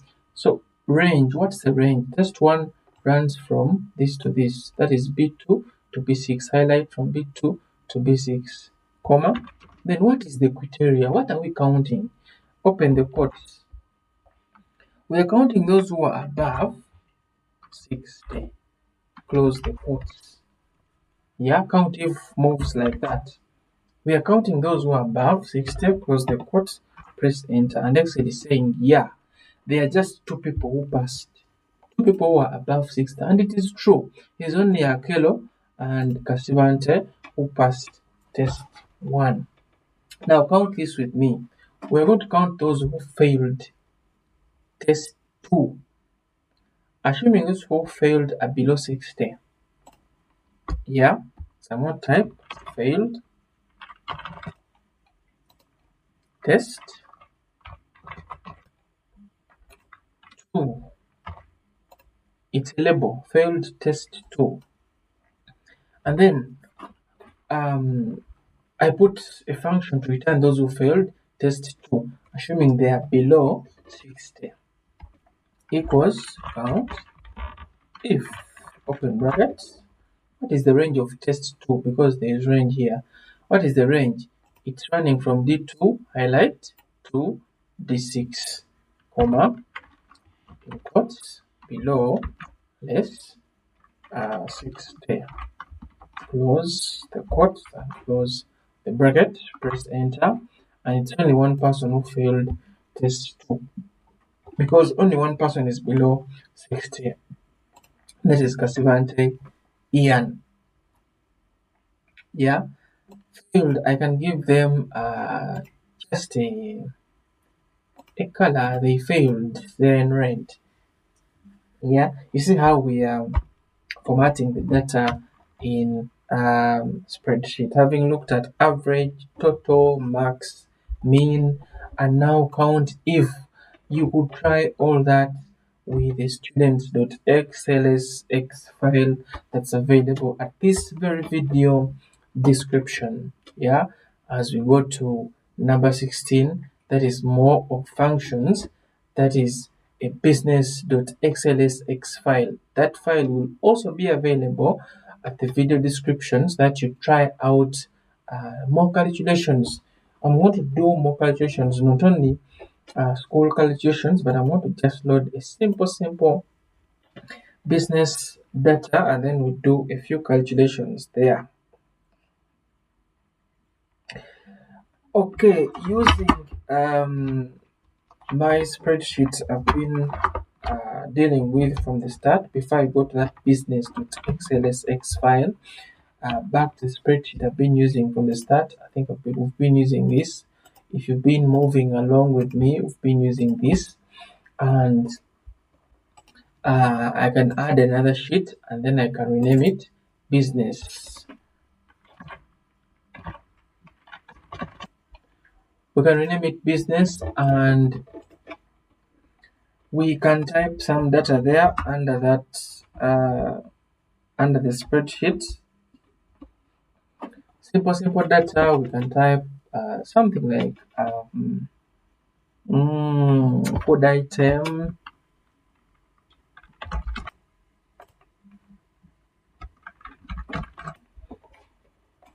food item, chips. I will load the simple spreadsheet to do some more functions like the product function. I don't need word anymore. I don't need this, and I can also close this. This is what I'm following. So I can open a simple spreadsheet here. That is, I can open something small, and then I can copy at least this data here. Ctrl C, and then I can paste it there. Yeah, for your computer, you can type some information. You can type it there. It is fine. You can type that information at your computer, and then you do some simple calculations. I'm going to start with this is input code. This one is name, department.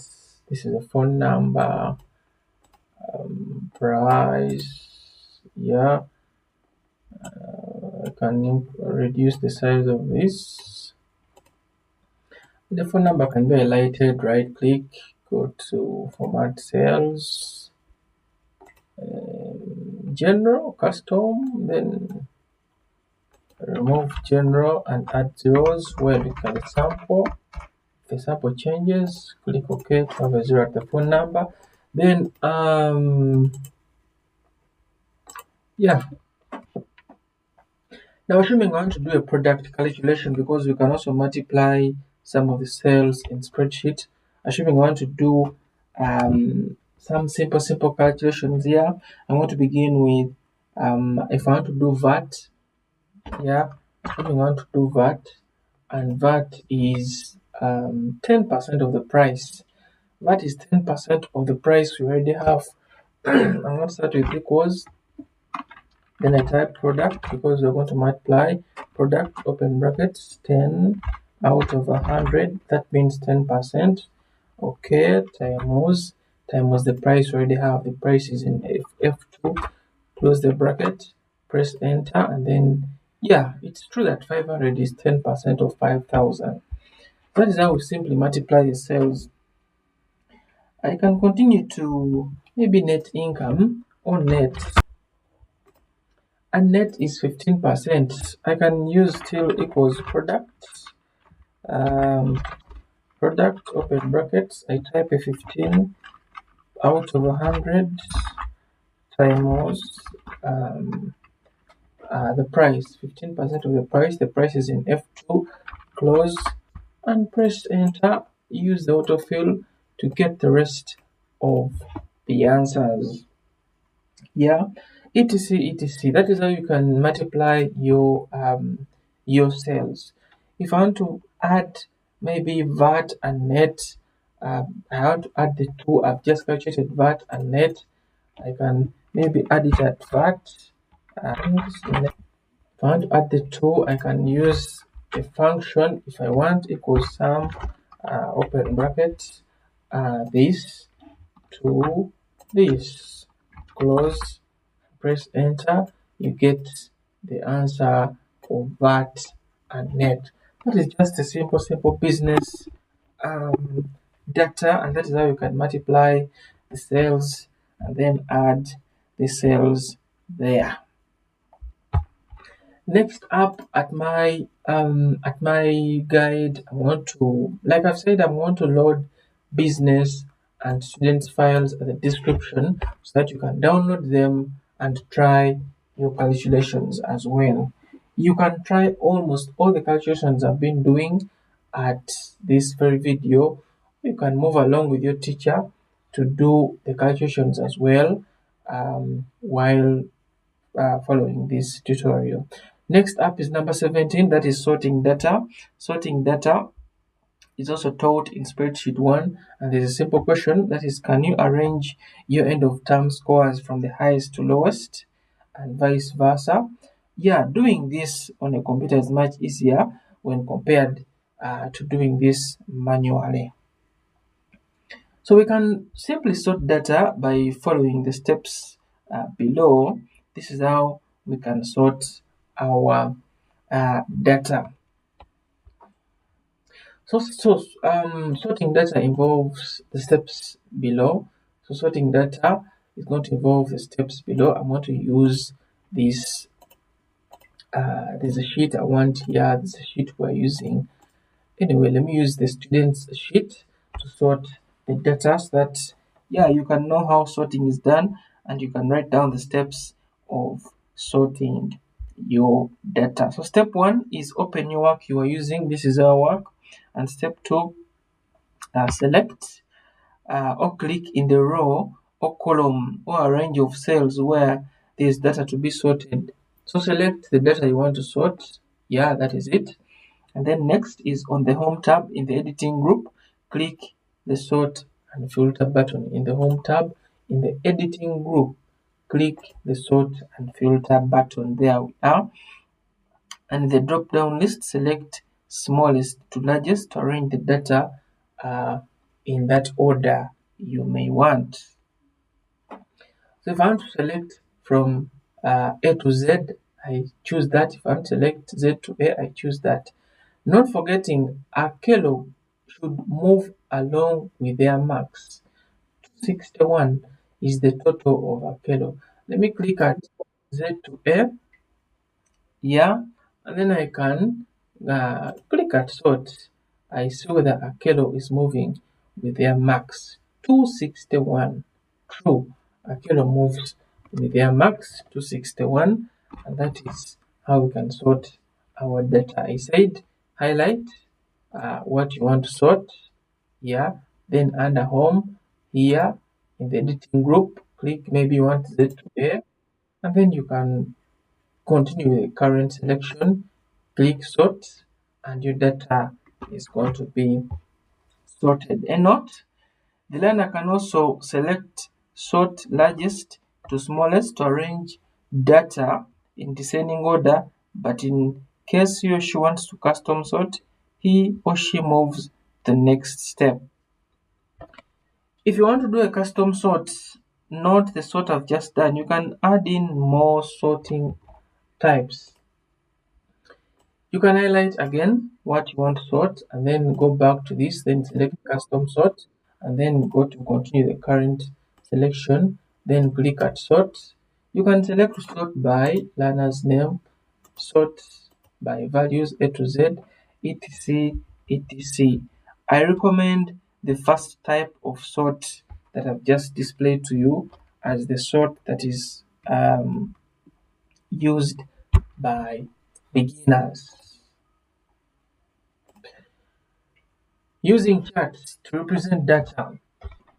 Using charts to represent data, charts can also be used in spreadsheets to represent data, and the following are the charts we are going to use. We are going to use a bar chart or a pie chart to represent our data in spreadsheet. How do you present data in spreadsheet? Using a bar or a chart. Step 1 is you first highlight what you want to deal with to draw a chart. Now for this case I want to deal with name and the final mark. So I'm going to highlight from the name label downwards. I hold Control, I point at final mark, I hold left and I highlight a minute. Click at this, highlight, hold Control, click at the label final mark, highlight. Anyway, I would use, let me use this other sheet 4. Highlight learner's name, hold Control, point at final mark, hold left of the mouse and highlight. Be careful when you're doing that. I said point at this, highlight, hold Control, point at final mark, hold left of the mouse, highlight downwards. Graphs are found under insert and they're right here at the graphs. I want a 3D pie chart and there we are. It is right there. A note is whenever you're drawing charts or graphs or pies to represent data in spreadsheets, you need to label them with the title, x-axis, y-axis, legends, colors. You need to make your graphs attractive. Before we make our graph attractive, we need to first know some of the type of charts that Excel provides to us. Some of the charts that Excel provides to us, we have a line chart, we have a column chart, and we have a bar chart are some of the types of charts Excel provides to us, the users. And for beginners, we're going to draw a simple chart, and then we're going to represent our data there. A chart is just an object used to communicate numerical data in a graphical format. Yeah, that's the meaning of a chart. And some of the chart types, we have bars, we have lines, and pies. Yeah, if I can remove this, let me first remove this. Yeah, then I go back to insert, and the charts are here. There's this bar chart, there's a line chart, and there's a pie chart. There are other charts, but for our level, it's better we go with the three charts. And again, for our level, if you're drawing a chart like this one, highlight this, I said, then hold Control, highlight this as well, select a chart you want a 3D. Yeah, a chart can be labeled. Before we label it, let's take it to another sheet. Right click at it, select cut. Yeah, you're supposed to right click at the white part of the chart, not within the bars, but right click at the white part, select cut. You can add a sheet, and then like rename it charts, and then paste, Control V, right click, select paste, and our chart is already here. Yeah, you can go to the corners and increase or reduce the charts using that symbol, that white arrow, that one there. It can help you reduce and increase. It depends on what you want. So chart, if I click at the chart and the chart design, I have a lot of designs like chart elements, axis titles, primary horizontal, that is the x-axis, and this x-axis is about maybe students, and the y-axis, click at the chart again, chart element under chart design, chart element. For older versions, I think you may have another tab there that is not chart design. I think it could just be just design. So axis titles, primary vertical, remove this and type what this is all about. If this is about final, you type final mark there. And even the title, click at this, remove the title and type a favorable title, like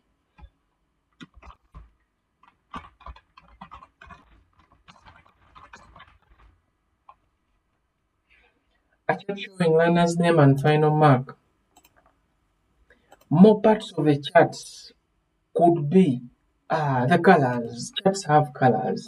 Give your charts colors, yeah, colors that are attractive to the viewer. Any colors, you could find them at chart design. Choose the color you want. Yeah, so that's how you can deal with the charts in spreadsheets.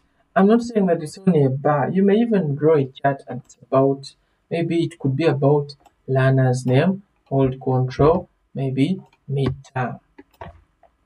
And under insert there's a pie. You can decide to choose a 3D pie, yeah, and it's right there under chart design, add chart elements, chart labels. You can go with those chart labels maybe inside. Again, you go back to this, you may put a legend on the right, assuming then on top here you can type a heading of a pie, maybe a pie about learner's name and midterm.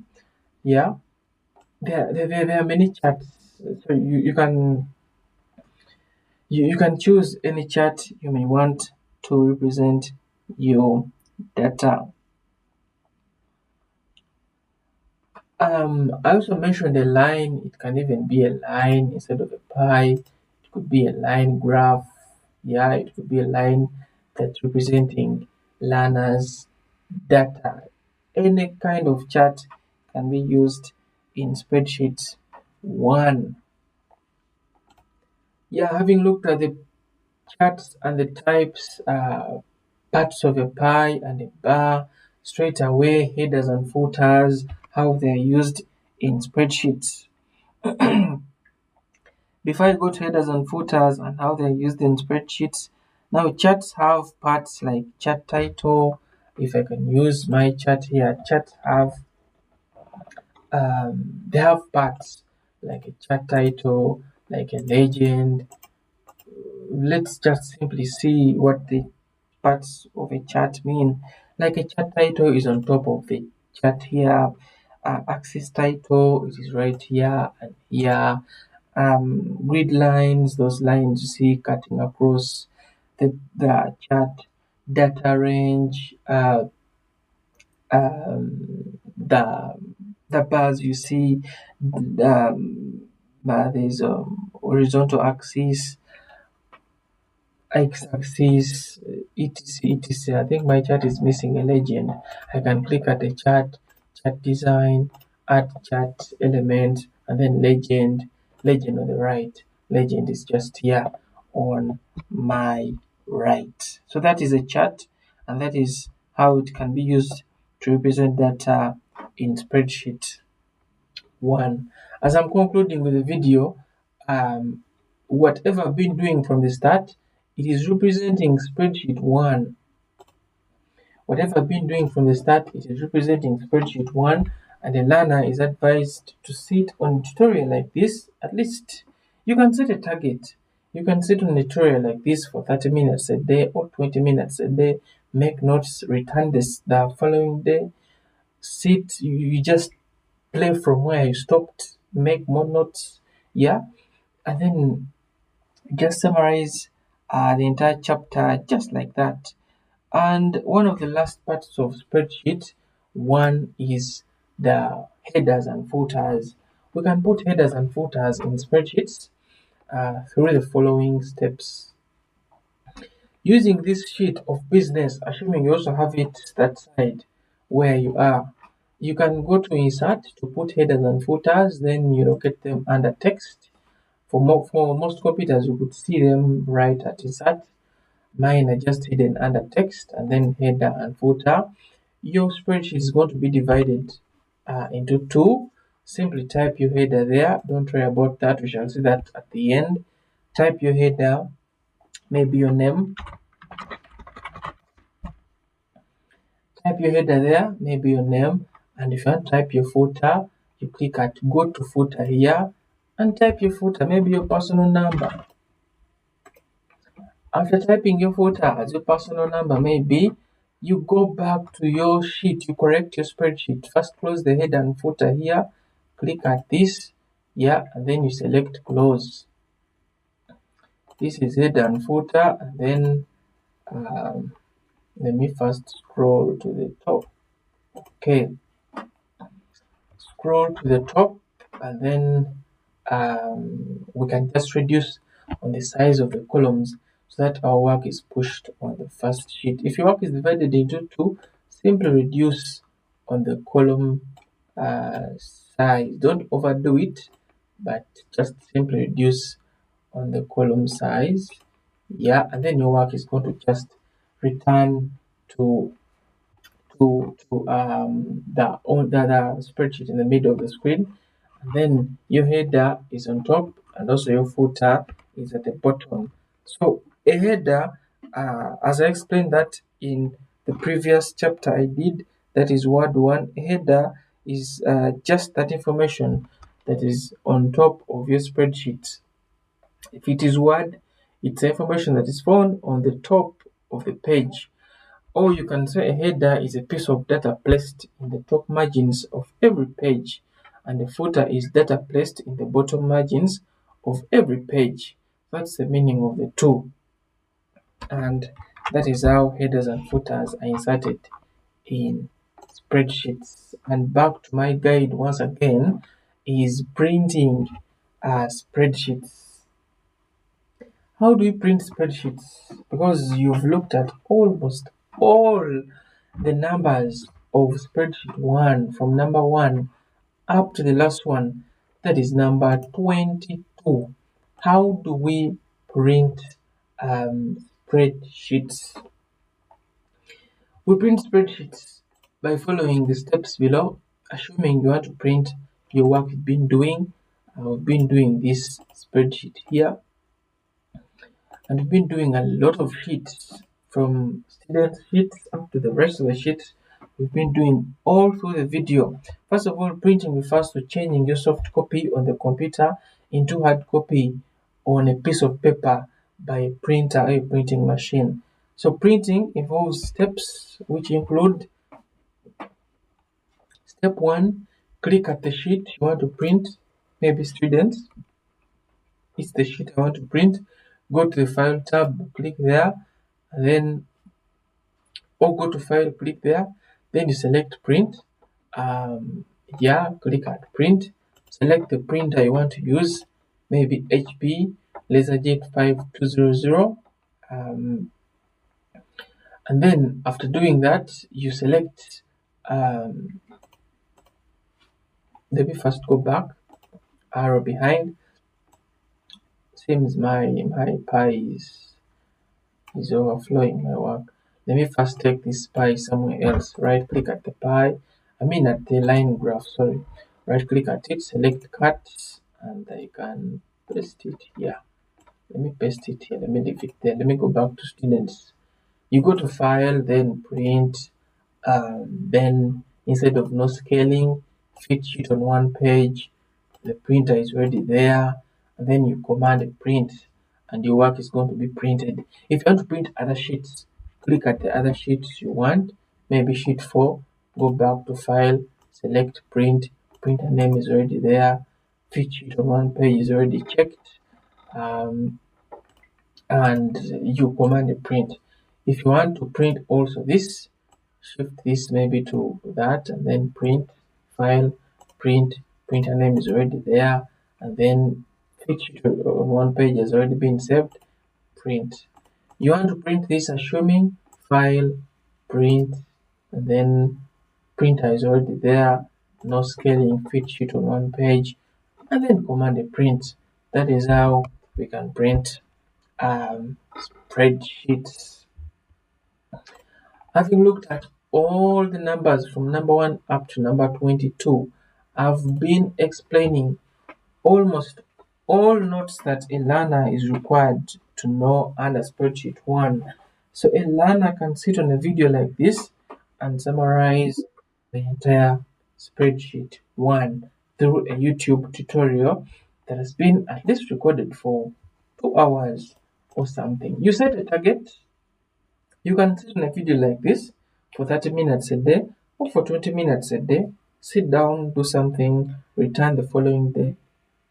Play from where you stopped the previous day, and then you make notes. That's how you can summarize the entire chapter spreadsheet 1 or other chapters have been previous during the past days. So thank you for watching this. If you have followed the tutorial from the start to the finish, I thank you a lot for following this, and I hope that you've now started something in spreadsheet 1. You're not you came here, you came and sat on this, and you were just a beginner with spreadsheet 1 and hoping you've learned something in spreadsheet 2. That has been all with spreadsheet 1. I can close all my work and I can now head to the next video, that is presentations or PowerPoint as the next practical chapter of ICT. It will be practical chapter 4. This has been practical chapter 3, and whatever I've been doing, it's been about spreadsheet 1, that is Microsoft Excel, the third practical chapter doing. So thank you for watching whatever I've been doing, and thank you for your time. I wish you a new year 2026, a new year ahead, and I wish you blessings in all your endeavors. Nice time, and bye bye.